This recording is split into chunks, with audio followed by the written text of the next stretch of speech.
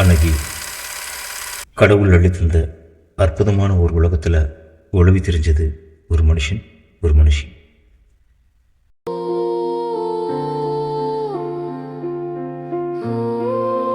ஏன் என்று கேள்வி கேட்காமல் வாழ்க்கை இல்லை. அருமையான பாட்டில் அமர திரு ஐயா கவிஞர் ஐயா வாலி ஐயா எழுதின பாட்டு. வாழ்க்கையோட வழியை திறக்கிறது என்னமோ கேள்விதானே. அன்னைக்கு ஐயா பாடினதுக்கு ரொம்ப காலத்துக்கு முன்னாடி ஒன்ஸ் அப்பான் எ டைம் கேள்வியே கேளாத வாழ்க்கையின் நிலை ஒன்று இருந்துச்சு. புதுசா புத்தம் புதுசா ஒரு உலகம் திறக்குது. ஒளிவில்ல மறைவில்ல ரெண்டு உசுறு கூடி கழிக்குது.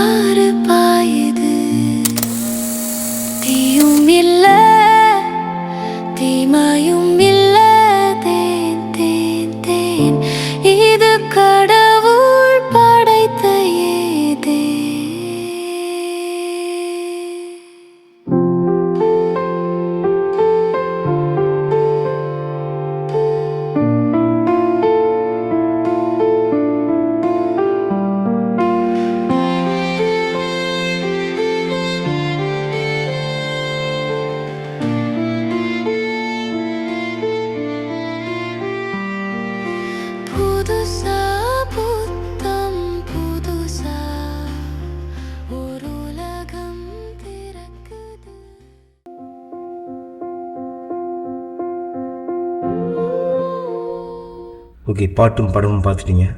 பறந்து வந்தோம்ல, இப்போ அது மறந்துட்டு அப்படி காலார நம்ம பாட்டுக்கு நடந்து இந்த ஏதையும் தோட்டத்துக்குள்ளே போகுமா? பறவை நடந்தால் கொஞ்சம் காமெடியாக தான் இருக்கும். பரவாயில்ல, இங்கே நடந்த விஷயங்கள்லாம் கொஞ்சம் சீரியஸாக இருக்கும். அதனால் நம்ம லைட் ஹார்ட்டடாகவே அதை பார்க்கலாம்.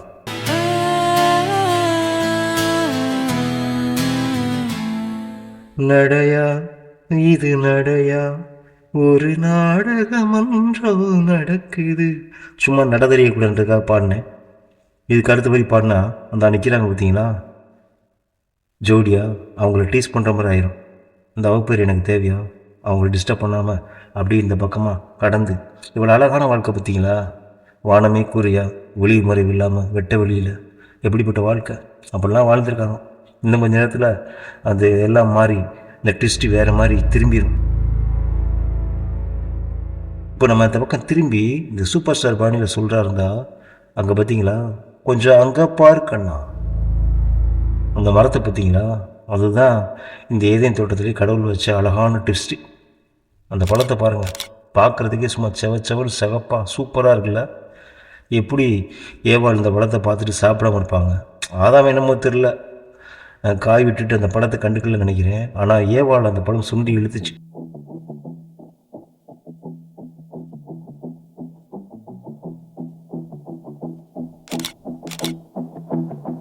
அந்த தீவினையாகிய பாம்பு விரிச்ச வலையில் ஏவாள் விழுந்துட்டாங்க.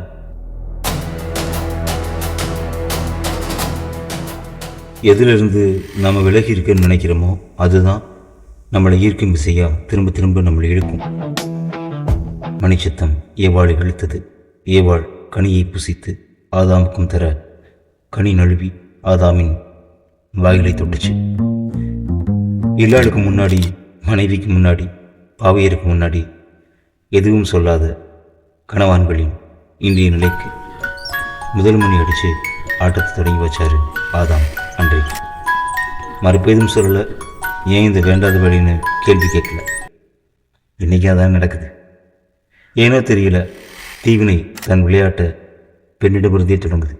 இதை நான் சொல்லங்க, கடந்த கால வரலாறு சொல்லுது. பொய்மானம் தேடி போன அந்த சீதாராமன்லேருந்து தொடங்கி இன்றைக்கி இருக்கிற கல்யாணராமன்கள் வரைக்கும் இதுதான் நிலமை. ஆதாம் போட்ட சுழியில் அந்த சுழியை பழியாக கடந்து காப்பாற்றிட்டு வர்றாங்க. உங்கள் வீட்டிலனாலும் கொஞ்சம் யோசிச்சு பாருங்களேன். உங்கள் வீட்டில் இருக்கிற அந்த வீட்டுக்காரர் கூட கொஞ்சம் பார்த்தீங்கன்னா உங்களுக்கு முன்னாடி வகையை திறக்க மாட்டாங்க. நான் முதற்கொண்டு நீங்கள் வீட்டில் பார்த்தா கூட கோவப்படுவாங்க. பரவாயில்ல, இருக்கட்டும், எப்படியும் நம்ம கேள்வி கேட்க போகிறது இல்லை.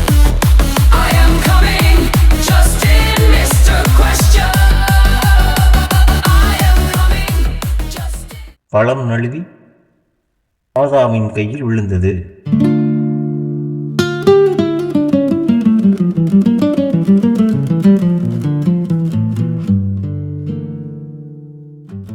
இந்த உலகம் அப்படிதான், எதை மறுக்குதோ நம்மளை அதை நோக்கி தான் தீவிரமாக கொண்டு போய் சேர்க்கும். அதை புத்திசாலித்தனமாக கடந்து போகிறவங்க வாழ்க்கையில் எஸ்கேப் ஆயிடுவாங்க. ஆனால் அதை கடந்து போக முடியாமல் அதில் கால் வச்சோம்னா கண்ணி வெட்டி தான். அப்படி ஏவாள் கடவுள் சாப்பிடக்கூடாதுன்னு சொன்ன அந்த பழத்தை பறித்து ஆதாம்கிட்ட கொடுப்பாங்க. இந்த அந்த ஒரு கதை சொன்னேன் பாருங்க, பெண்களுக்கு முன்னாடி ஆண்கள் பெருசாக கேள்வியும் கேட்கறது இல்லை, வணக்கம் பப்ளிக் சரண்டர்னு. இதுக்கு அந்த ஆரம்பம் வித்தே அங்கே தான் ஆரம்பிச்சுது. ஏவாள் கொடுக்கும்போது ஆதாம் கடவுள் தான் இது சாப்பிடக்கூடாதுன்னு சொன்னார்ல, இதுக்கு பறிச்ச அப்படின்லாம் கேள்விலாம் கேட்கல. அப்படி எந்த விஷயமும் அதை சொல்லப்படலை. கொடுத்தோடனே வாங்கி சாப்பிட்ருவாப்புல, ஆஹா அப்படின்னு வாங்கி சாப்பிட்ருவாப்புல. ஏன் இதை பறிச்ச அப்படின்னு கேள்வி கேட்க முடியும்.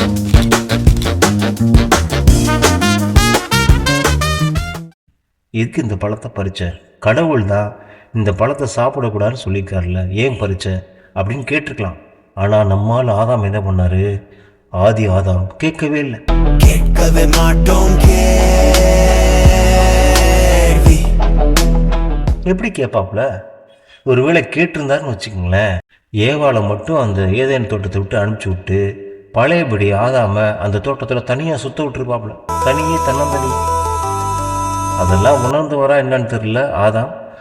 அப்படி தனியாக சுற்றிக்கிட்டு இருக்கிறதுக்கு இந்த ஏவாளோடையே நம்ம கிளம்பிடலாம் அப்படின்னு நினச்சிட்டு சாப்பிட்டாருன்னு நினைக்கிறேன். அந்த ஒரு பழமொழி சொல்லுவாங்க பாருங்களேன், தெரியாத தேவதையை காட்டணும். அடுத்த வரி சொல்ல வேண்டாம், ஏற்கனவே சொல்லி நம்ம கழுவி ஊற்றிட்டு இருப்பாங்க நேரம் மகளிர்லாம். இதை வேற சொல்லி அவங்க சாபத்துக்கு நாளாகணுமா? கடவுளோட சொல்ல மீறின முதல் மனுஷன் ஆதாம், முதல் மனுஷி ஏவாள். அந்த பழத்தை சாப்பிட்ட உடனே அதுக்கப்புறம் நடந்த கதை எல்லாருக்கும் தெரியும். இருந்தாலும் சுருக்குன்னு நறுக்குன்னு சொல்லி முடிச்சிடறேன். அது வரைக்கும் கை கோர்த்து நடந்த ஆதாம் ஏவாளும் கையை உதறிட்டு தடத்தன் ஓடி போய் இலை மறைவில் ஒழிஞ்சாங்க.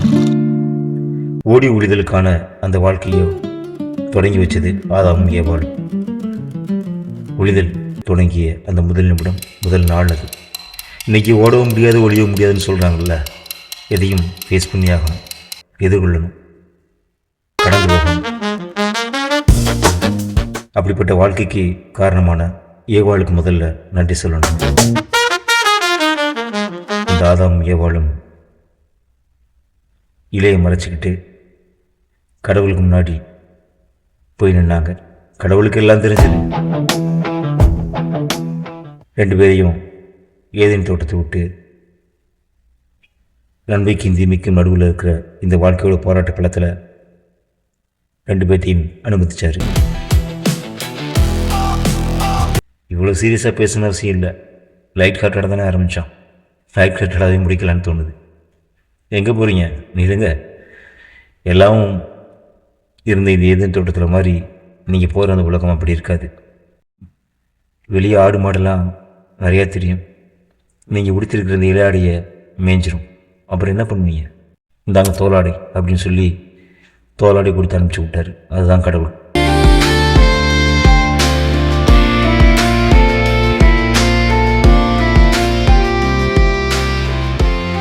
பெண் என்றால் தெய்வ மாளிகை திறந்து கொள்ளாதோ.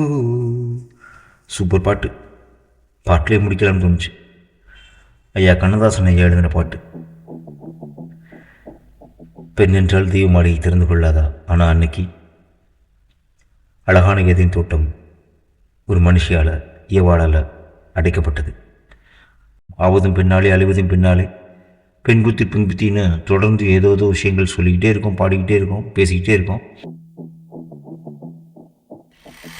எல்லாத்துக்கும் காரணம் ஒரு பெண் அப்படின்னு மொத்தமாக குத்தம் சொல்ல முடியாது. சொல்லப்போனால் ஒரு பெண்ணால் தானே ஒரு உசுறு இந்த உலகத்தை பார்க்குது. ஒரு கதை படைச்சா ஆண்டவன் இன்னொரு கதவை திறப்பான்னு சொல்லுவாங்க. அன்னைக்கு ஆதி மனுஷி அடைச்ச கதவுகளுக்கு பிறகு இந்த உலகம் ஏராளமான கதவுகளை திறந்தது.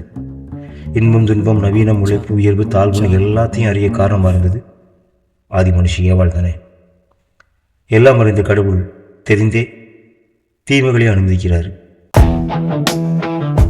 ஜஸ்டின் மிஸ்டர் கொஸ்டினில் இந்த முதல் கேள்விக்கான ஸ்கிரிப்டை முடிச்சுட்டு அது தொடர்பாக ஒவ்வொரு வேளையிலும் இறங்கும்போது மனசுக்குள்ளே ஒரு கேள்வி ஓடிக்கிட்டே இருந்துச்சு. இவ்வளோ பெரிய இந்த இன்ப துன்பம் அறிவதற்கான இந்த வாழ்க்கைக்கு காரணம் ஆதாமும் ஏவாளும் இல்லை. கடவுள்கிட்ட ஒரு கேள்வி கேட்கலாமா அப்படின்னு தோணுச்சு. அப்புறம் கடவுள்கிட்ட என்னத்தை கேட்குறதுக்கு முன்னாடியே எல்லாம் தருகிற அந்த கடவுளுக்கு, கேள்வியாக இல்லாமல் பதிலாகவே இருக்கிற அந்த கடவுளுக்கு என்ன சொல்கிறது? கடவுள்கிட்ட என்ன கேட்குறது? சொல்கிறதுக்கு ஒன்று இருக்கு. கடவுளுக்கு நன்றி. Thank you Lord. இது மனம் குத்தும் பறவையின் ஜஸ்டின் மிஸ்டர் பாட வரலாம் பாடுபட